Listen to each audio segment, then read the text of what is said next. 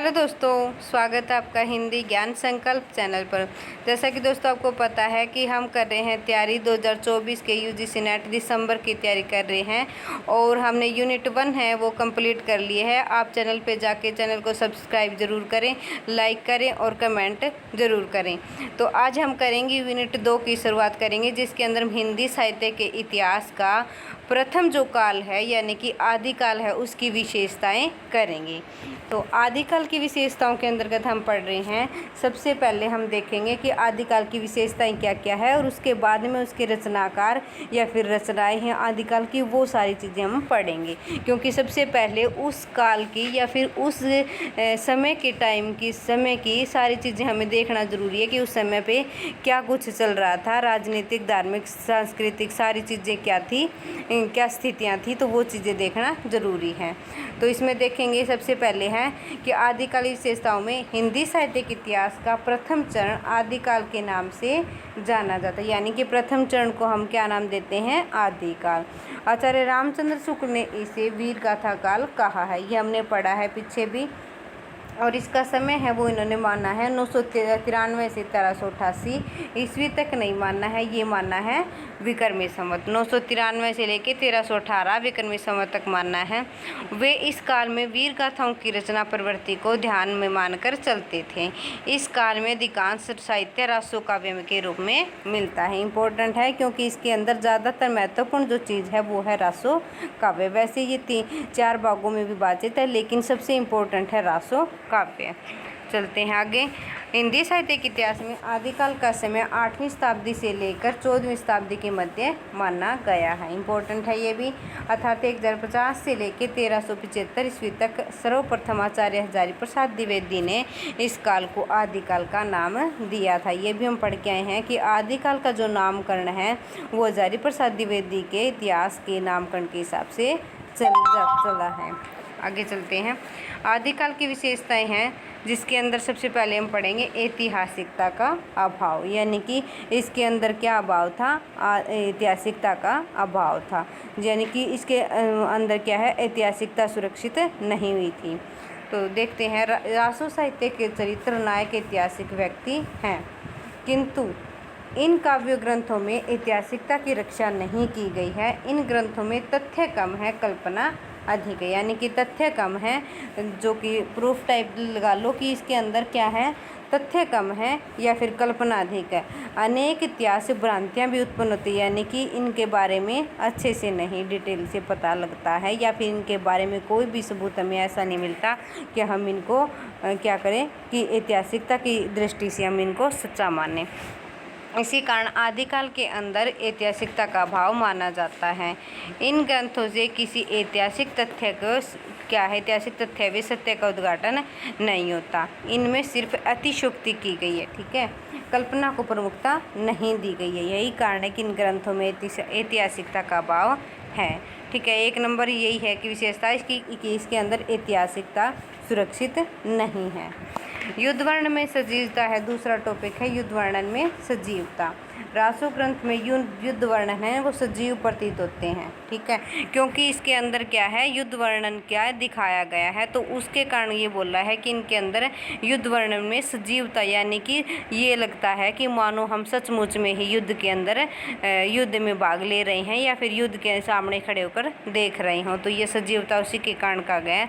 इन काव्य ग्रंथों में जहाँ जहाँ युद्ध वर्णन के प्रसंग है वहाँ वहाँ वैसा प्रतीत होता है जैसे कई युद्ध का आंखों देखाल सुना रहा हो। तत्कालीन परिस्थितियों के कारण युद्ध एक अनिवार्य आवश्यकता थी, अतः एक ऐसे वर्ग की अपेक्षा राजाओं को रहती थी जो वीरों को युद्ध के लिए प्रोत्साहित कर सके। यानी कि क्या है कि राजाओं के पास में राजाश्रित जो कवि रहते थे वो क्या करते थे? इन राजाओं की वीरता का यशोगान करते थे और वो उनका क्या है? रासो काव्य कहा जाता था। तो इसी कारण यह क्या है? इसके अंदर युद्ध वर्णन में सजीवता ही है आदिकाल के अंदर।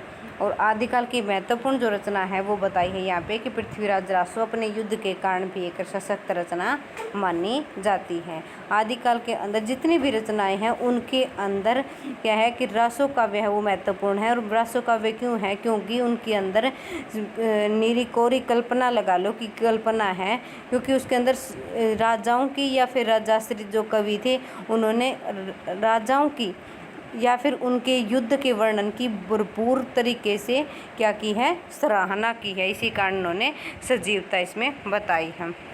आगे है संकुचित राष्ट्रीयता।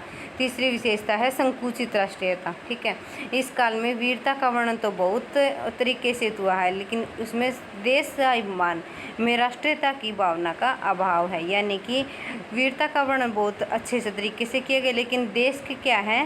राष्ट्रीयता की भावना का इसके अंदर अभाव है। ठीक है, ये वाली चीज़ें देखनी है कि इसके अंदर वीरता का वर्णन है, लेकिन क्या है? राष्ट्रीयता नहीं है उसके अंदर, क्योंकि उन्होंने तो कोरी कल्पना की है या फिर उनको राजाओं से कुछ खाने पीने या फिर रहने के लिए उन्होंने अपने खुद के बंदोबस्त के लिए क्या किया था? राजाओं की प्रशंसा की है। ठीक है, आगे चलते हैं। और इसके अंदर राष्ट्रीयता की भावना नहीं है। उस समय वे छोटे छोटे राज्यों में देश क्या था? विभक्त था। इन राजाओं के शासक अपने छोटे छोटे राज्य को ही राष्ट्र समझते थे, और वो राष्ट्र के छोटे छोटे राष्ट्र ही क्या है? बड़े या स्वतंत्र होने के लिए क्या होता था? लड़ते रहते थे। तो उसमें क्या हो गई? संकुचित राष्ट्रीयता, यानी कि राष्ट्रीयता तो थी ही नहीं, बस अपने लालन पालन के लिए वो क्या करते थे? युद्ध वगैरह का वर्णन करते थे। आगे चलते हैं। आश्रयदाता की प्रशंसा, जो मैंने पहले कहा है कि उन्होंने क्या की है? आश्रयदाता की, यानी जो कवि अपने राजा के दरबार में रह रहा है, आश्रय में रह रहा है, तो सिर्फ उन्होंने उसकी ही प्रशंसा की है। तो यहाँ पे सिर्फ आश्रयदाता की प्रशंसा की गई है। रासो काव्य के रचयिता है वो क्या कहा जाते हैं? चारण कवि कहे जाते हैं। क्या कहा जाता है? चारण कवि कहा जाते हैं। वह अपने आश्रयदाता राजाओं की प्रशंसा में काव्य रचना अपना क्रम कर्तव्य मानते थे, और दरबारी कवि होने के कारण अपने चरित्र नायक का श्रेष्ठ वैभव प्रतिरक्षी राजा की चिंता का अतिशोक्ति वर्णन करते थे। यानी कि सिर्फ वो अपने राजा को ही नायक मानकर उसका यश वैभव और सिर्फ उसकी ही अतिशोक्ति वर्णन करने, यानी कि बढ़ा चढ़ा के उसके अपने राजा के बारे में बताना उसका परम कर्तव्य था। तभी उन्होंने यह बताई है कि आश्रयदाता की प्रशंसा। बस ये इतना ही समझ लेना, वो भी बहुत ज़्यादा है। प्रामाणिकता में संदेह है कि आदिकाल के अधिकांश रासो काव्य की प्रामाणिकता संबंधित है। पृथ्वीराज रासो जो इस काल के प्रमुख रचना बताई गई है वह भी अप्रामाणिक मानी गई है। रामचंद्र शुक्ल के अनुसार इसके अतिरिक्त और कुछ कहने की जगह ही नहीं है कि यह पूरा ग्रंथ वास्तव में जाली है। फिर दोस्तों इसके अंदर बहुत सारी गलतियां भी हैं, तो ये क्या है कि मैं बोल के बता रही हूँ आपको, तो भी ठीक है। यह पूरा ग्रंथ वास्तव में जाली है। ये क्या, किसकी कोटेशन है? रामचंद्र शुक्ल की है। और किसका महाकाव्य के लिए है? पृथ्वीराज रासो के लिए है। तो इसलिए आदिकाल में की रचनाओं की प्रामाणिकता को संदेह भी माना जाता है। ये बताया है कि इनका समय है या फिर इनकी क्या है कि इनके अपने टाइम का या फिर राजाओं का या फिर इनके कवि का अच्छे से डिटेल से वर्णन नहीं मिलता है, तभी इनका क्या है?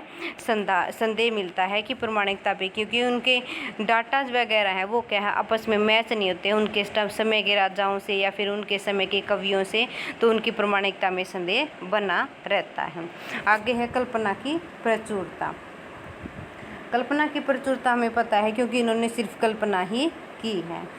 चारण कवियों की रचनाएं तथ्य रखने होकर कल्पना प्रधान है, यानी कि तथ्य नहीं है इसके अंदर, सिर्फ कल्पना ही प्रधान काव्य रचा गया है। ऐतिहासिक पात्र तो इन रचनाओं में है, पर ऐतिहासिक मात्र ही है, इतिहास ना के मात्र है, यानी कि पात्र तो इसके अंदर ऐतिहासिक प्रयोग किए गए हैं।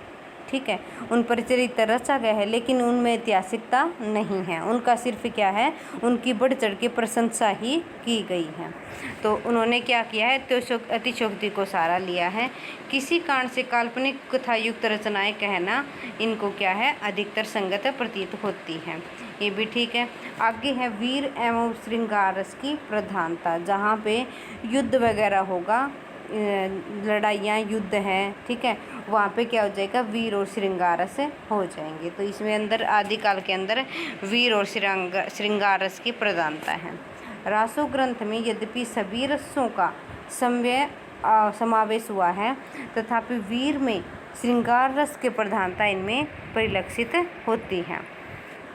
रासो ग्रंथ में क्या बताया है कि इनके अंदर रसों का समावेश हुआ है, लेकिन वीर काव्य के अंदर श्रृंगार रस की प्रधानता मिलती है। युद्ध का वर्णन होने से वीर रस की योजना इनमें अपने आप योगी है। बिंगल भाषाओं का प्रयोग हो गया, ये भी इम्पोर्टेंट है। डिंगल और पिंगल है वो राजस्थानी भाषा है, उनके साथ में मैच होता है। पिंगल के साथ में क्या है, ब्रज भाषा होगी, और डिंगल के साथ में क्या हो जाएगा, अपभ्रंश काव्य हो जाएगा। तो आगे चलते हैं। इसके अंदर एक और टॉपिक है, ये है कि अलंकारों का स्वाभाविक समावेश। जब यहाँ पे वीर काव्य की रचना है या फिर पिंगल भाषा है, तो अलंकार अपने आप ही आ गए हैं। तो इसमें अंदर आदिकाल के अंदर प्रमुखतः क्या है, उपमा है, रूपक है, उत्प्रेक्षा है। तो ये जो अलंकार हैं वो क्या है, इन ग्रंथों के अंदर मिलते हैं। विविध छंदों का प्रयोग है, इसमें है पृथ्वीराज रासों में अनेक शब्दों का प्रयोग हुआ है, जैसे दोहा, गाथा, तोमर, तोटक, रोला, उलाला, सटक, कुंडलियाँ आदि क्या है, छंदों की विविधता के कारण ही चंद्रबरदाई को छंदों का सम्राट और उनकी रचना पृथ्वीराज रासों को छंदों का अजायब घर कहा जाता है। यानी कि पृथ्वीराज रासों के अंदर बहुत सारे अलंकार, बहुत सारे छंद हैं, वो प्रयोग किए गए हैं, तभी इनको क्या कहा जाता है, छंदों का अजायब घर। पृथ्वीराज रासों को क्या कहा जाता है, छंदों का अजायब घर। तो इस आदिकाल के अंदर विविध छंदों का प्रयोग किया गया है। तो दोस्तों ये थी आज की वीडियो, और अगर आपको वीडियो हमारी पसंद आती है तो चैनल को सब्सक्राइब ज़रूर कीजिएगा। धन्यवाद दोस्तों।